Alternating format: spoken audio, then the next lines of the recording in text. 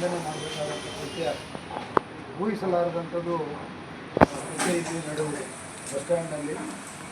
ಅದರಿಂದ ಮನೆಯವರಿಗೆ ಮತ್ತು ಆ ಊರಿನ ಜನರಿಗೆ ಇಂಥದ್ದೊಂದು ಆಘಾತ ಆಗಿದೆ ಅಂತ ನಾನಾದ್ರೂ ಊಹಿಸಬಲ್ಲೆ. ಮತ್ತು ನಿಮ್ಮನ್ನು ನೋಡಿದಾಗಲೂ ಕೂಡ ನನಗೆ ಅನಿಸುತ್ತೆ, ನಾನು ಆ ಘಟನೆ ನಡೆದಂಥ ಸಂದರ್ಭದಲ್ಲಿ ಕೂಡ ಆ ಘಟನೆ ಆಗಿ ಒಂದು 15-20 ನಿಮಿಷದಲ್ಲೇ ನಾನು ಕೂಡ ಹೋಗಿ ಅದನ್ನೆಲ್ಲ ನೋಡಿಕೊಂಡು ಏನೇನಾಯಿತು ಹೆಣ್ಣು ಮಗಳನ್ನು ಆಸ್ಪತ್ರೆಗೆ ಸಾಗಿಸಿದಾಗಲೂ ಕೂಡ ನಾನು ಆಸ್ಪತ್ರೆಗೆ ಕೂಡ ಹೋಗಿ ನೋಡಿಕೊಂಡು ಮತ್ತು ಇಲ್ಲಿವರೆಗೂ ಏನೇನು ಆ ಪ್ರಕರಣ ದಾಖಲಾಗೋದ್ರಿಂದ ಏನಾಗಿದೆ ಭಾಳ ಹತ್ತಿರದಿಂದ ಅದನ್ನು ನಾವು ಸೂಪರ್ವೈಸ್ ಮಾಡ್ತಾಯಿದ್ದೀವಿ.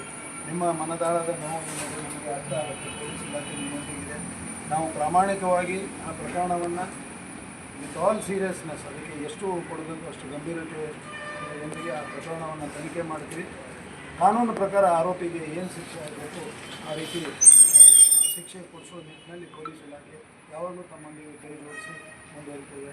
ಇನ್ಮೇಲೆ ಇಂಥದ್ದು ಒಂದು ಘಟನೆ ಆಗಬಾರ್ದು ಅನ್ನೋ ನಿಟ್ಟಿನಲ್ಲಿ ತಾವೆಲ್ಲ ಏನು ಅಭಿಪ್ರಾಯ ಪಟ್ಟಿದ್ದಾರೆ ಅದು ನಿಜ.